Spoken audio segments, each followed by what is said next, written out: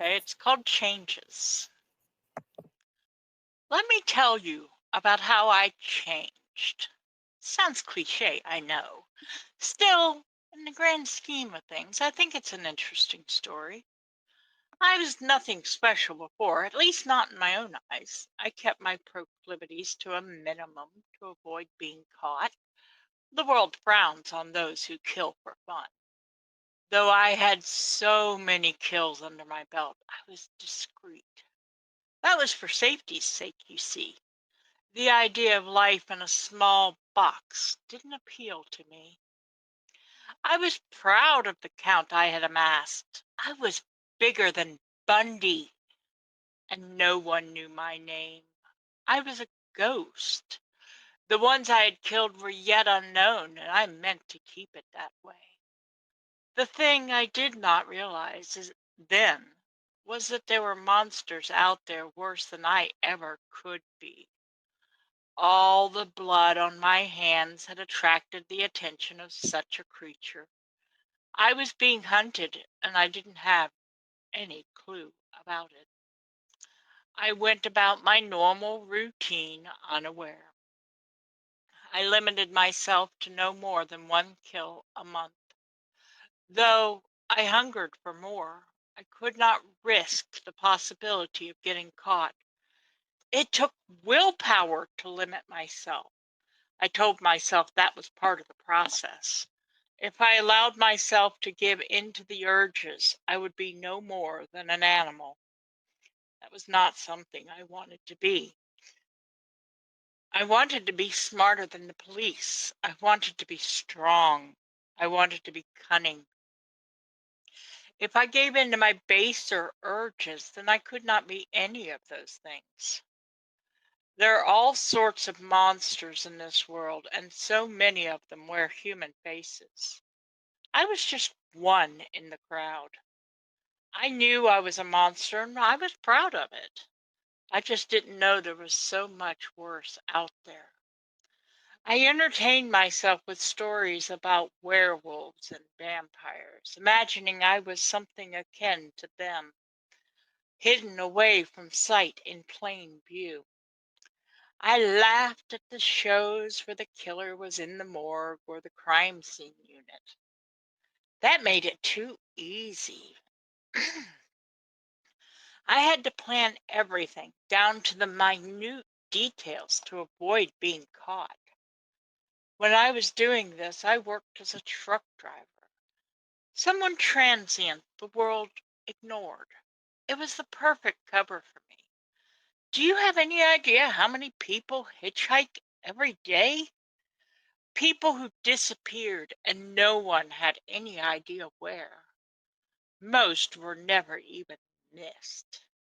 I watched the missing person listings you see on the internet, looking for the ones that I had picked up. I never saw any of them. The first few were problematic for me to dispose of, but I was quick witted and solved the problem without any worry. However, this is not the story of my kills. I am not here to brag. That is just to set the scene. I mentioned that I was being hunted. There are immortal things in the world. Some of them protect children. Some of them create the things that go bump in the night. I had attracted the latter, or maybe it was the mixture of the two. I really don't know which. I suppose I had become somewhat cocksure. I was still careful with the ones I had targeted, but I didn't pay attention to the other people I encountered.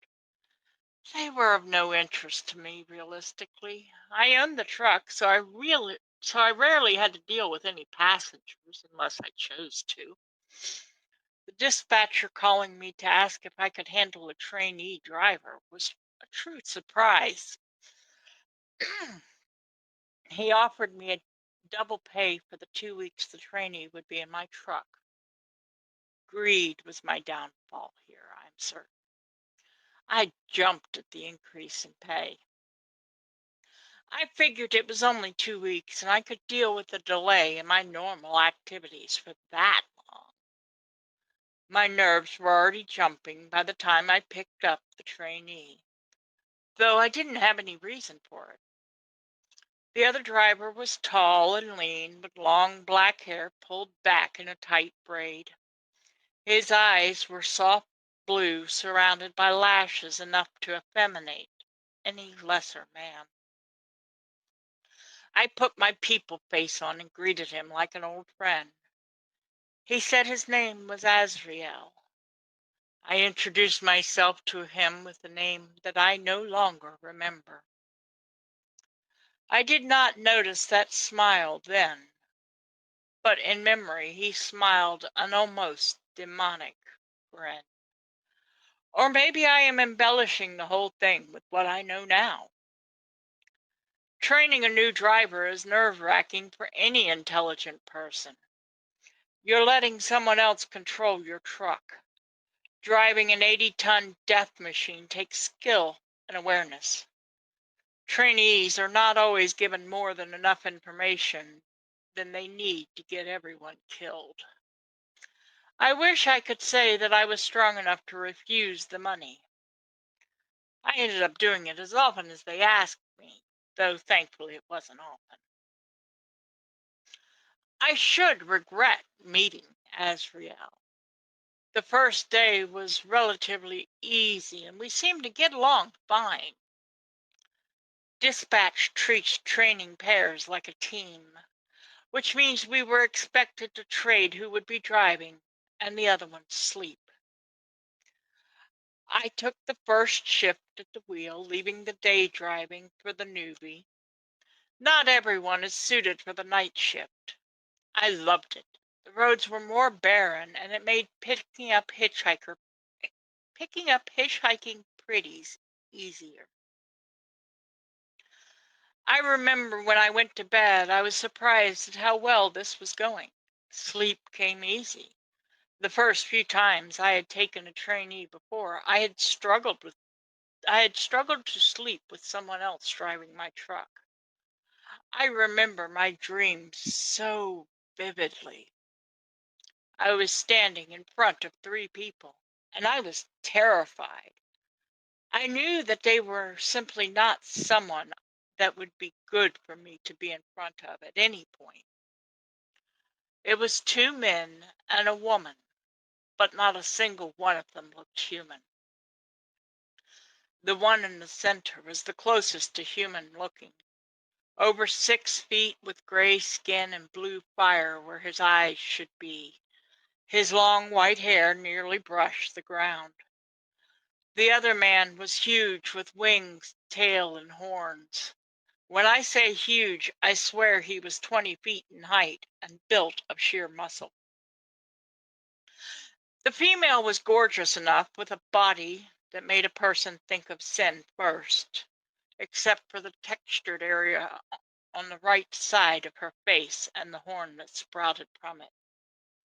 She was the one that spoke to me. Her voice was husky and soft as crushed velvet. The blood covers you like a second skin. What do you think you deserve for your choices? In the dream, I stuttered, "What blood?"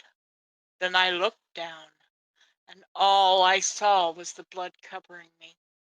It was dripping from me like molasses and formed a large puddle at my feet. I woke up screaming. Azrael was calm sounding as he asked if I was okay. I looked about in a panic. The curtains between the driver and sleeper compartment were still pulled tightly, blocking the light and the line of sight to where we were. I don't think I have ever had a dream like that before. I grabbed a water from the fridge, opened the curtains, and jumped into the passenger seat. I was not feeling like sleeping right then. How long was I down? He raised his eyebrow as he shifted lanes. Nearly 8. We're about 20 minutes away from the truck stop I was supposed to wake you at. This only left me more tired and confused than I had been moments ago. I could have sworn I had just fallen asleep. For once, I was honestly looking forward to the rot gut stop cough. Maybe it would help me shake off the dream and be ready to function. The load had enough leeway for us to grab showers and food, something that was not always possible. We spent a good hour at the truck stop before moving on. Azrael woke up early, too. He seemed to be in a curious mood as he grabbed water and the passenger seat looking for a chin wag. Never have I been a people person, so I was caught off guard. None of the other trainees wanted me to talk. This guy was not being nosy, just personable. His questions were not intrusive, so I felt like it would be rude not to answer, even if I was not interested in telling him anything about myself. So that last hour I was driving, I ended up telling him about my childhood, the reasons why I drove, and what I called a life currently. I remember the conversation being animated and long. I no longer remember the content, though I guess that's part of the story too. The same thing happened for the next few days. I would go to sleep only to find myself in front of the same three. The female is always the one who spoke and always asked me the same question. I did not panic about the blood after the first time, but it was disturbing. I couldn't understand why I was so covered in it. I had no wounds. I had no reason to be drenched in blood. I usually can control my dreams, but these were beyond my control. I always awoke just moments before my shift, and I always felt like I had not slept at all, even though I had been sleeping for nearly 8 hours every time. I will admit I was starting to feel like I was losing my mind. I couldn't even blame Azrael. We were making the mileage while I slept. How could he have affected my dreams like that? Though his cheer and energy were draining me as I sat up with no rest each time. The lack of rest was starting to cause me to be paranoid. I was starting to hallucinate, seeing parts of the people I had killed in the truck when I was awake. The first time I truly panicked. I saw a delicate hand that I recognized as having belonged to a teenage girl I had last enjoyed killing. She had such beauty and sweetness. I remember she took extra time because I was enjoying her so much. I must have looked so strange reaching for something on the floor that was not there. If Azrael noticed, he didn't say anything. I started hearing the voice of the woman in my dream while I was awake. I was slowly going insane, and I knew it. Azrael was merely doing the job and ignoring my shenanigans. I'm not even sure if he was aware of the crazy things that I was going through. I was beginning to think that this was my penance for the many lies I had taken, and I wanted to accept it, mostly because I was exhausted. I felt like I wasn't sleeping, and after a full week of it, I was beyond tired. The seventh night, I went to sleep with a single thought in mind. I was going to accept my fate, whatever that meant. I doubted it would wash the blood away, but I would finally rest. That's what I wanted. I was terrified of the consequences that I was about to face, but I also knew that I could no longer continue as I was. Again, I stood in front of the three. Details seemed sharper this time. I could smell the copper tang of all the blood mixed with a sulfur stench. I swear I could smell my own fear under it all. The voice of the woman was soft and musky, with a hint of disdain underlying everything she was saying. I felt like she was looking down on me. I was less than an ant in her gaze. Her hazel eye, the one human-looking eye, seemed to be judging me. The other was black and hard as she stared at me, waiting for an answer to her demand. I had yet to speak in any of the dreams past the very first one. I swallowed, trying to control my fear, and spoke quickly. I deserve to pay my penance and then finally be able to rest. Though I have killed quite a few souls, I don't deserve to be tormented for eternity. The woman stepped back, a single fluid step, as though I had given her the response she was looking for. I remember thinking at the time that she moved like an assassin. The large creature on the other side spoke then. The voice was something that sounded like it was carved from hell itself, something both dark and deep that one could lose themselves in. What penance would you pay that would be worth the lives that you have taken? I knew it was a question that I was expected to answer, but I was not sure how to do it. I don't know what they were looking for from me here. The debate felt the debate felt like it took me an eternity. Making the wrong decision might make doubly sure I suffered. I will admit that I was entirely selfish about the situation. Finally, with an uncertain sigh, I settled for the truth. I wanted to beg. Somehow, I didn't think that would do any good. So I stuck to the truth against my own desires. I don't know. I cannot say that I have any remorse for my deeds. I enjoyed the lives I took. Still, I do not believe that I should be eternally tormented. Asking me to choose what penance I deserve is basically letting me get away with a lighter one. And whilst I am so fine with that, I doubt you would be. The middle one let out a belly laugh that rattled my soul. This was the first sound I had ever heard him make, and it scared me. I cannot explain why, but he was not someone that anyone would expect to laugh. Somehow he was the most human of the three, and yet he was also the one who scared me the most. His presence was more potent than the other two.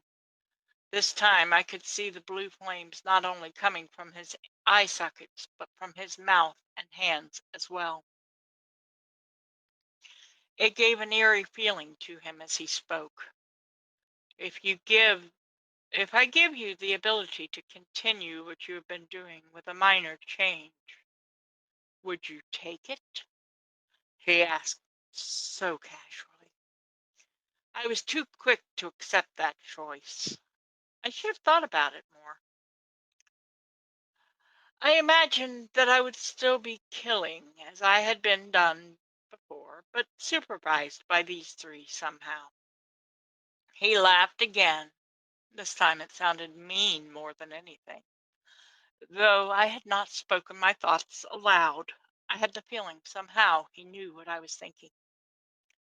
Suddenly, I was knocked off my feet by the most intense pain I had ever felt. I didn't wake up as I had every other time. Instead, I began to change. Physical changes came first, exquisitely painful. It was the first time I ever had a pain that I would have described as almost orgasmic in its intensity. I grew taller by another 6 inches. I had already been over 6 feet, so this put me closer to 7. I sprouted two 6-inch horns from my forehead, and an immense pair of leathery wings grew from my upper back. I grew a 3-foot prehensile tail, about a half an inch above my ass crack. My skin changed to a ruby red coloration with brown hair growing everywhere. Next came the mental changes. I soon forgot the majority of the life I had lived. It was no longer mine. I no longer had the emotions attached to that life either. I was becoming something else. My senses began to sharpen, causing the surroundings to feel overwhelming nearly immediately. The sulfuric copper tang of the blood that had formed a pool at my feet, the cool dampness of the pool I was standing in, the faint screams that seemed to be coming from everywhere around us and echoing softly across the cavern we were in. The new sensations were nearly maddening on their own. Azrael joined us soon after my change was done. He looked no different than he had in the truck, at least not in a physical way, but now he seemed to have an eerie pale blue aura surrounding him. I found myself grasping at the image of the Mac I had driven for the last few years. I barely remembered buying it new. As the memory started to fade away, I wanted to cry. I knew I was losing everything that made me to this change. It was fading fast from my mind. He looked me over and smiled at the middle guy. So, decided to give Bub a new trainee, huh? I was confused and in immense pain, so I didn't see what was going on yet. I was looking around trying to piece the puzzle together. We were in a cavernous room that looked like it was carved out of blood and lava. I still at that point believed we were standing on Earth somewhere. I was not bright back then enough to piece my location together. I have grown wisdom in age. The middle one nodded and then looked directly at me. The big one here is Beelzebub. He is now your boss. He will lead you to the pit and teach you how to play. If you fail to listen to him, well, demons don't enjoy the pit either. Is that what I was? I thought. A demon. I looked again at the others around me. The middle one still scared me, though my perception of him had not changed. The woman seemed to have a reddish aura of pain and death surrounding her. Don't ask me how I knew what her aura meant. I still don't understand why her aura was more clear to me than Azrael's. The big one, Beelzebub, was more gentle in appearance than before. He reminded me of a gruff old grandfather who was only stern to keep his child safe. He led me here. I was given easy instructions on everything I was both allowed to do and what was expected of me. He's been a gentle giant and the best boss ever since. I have been playing in the pit for 1,000 years now. I am allowed to enjoy tearing into the guests that find their way here. You're the first guest I have told my story to. I now who know who each of the three are and what I have become. What I was before was boring. Serial killers are a dime a dozen, but pit fiends are a lot more fun. The names of the other two, well, names have power, and you don't deserve power. Nothing I have told you will help you escape, but it was fun for me to remember. Maybe I will try to remember more soon.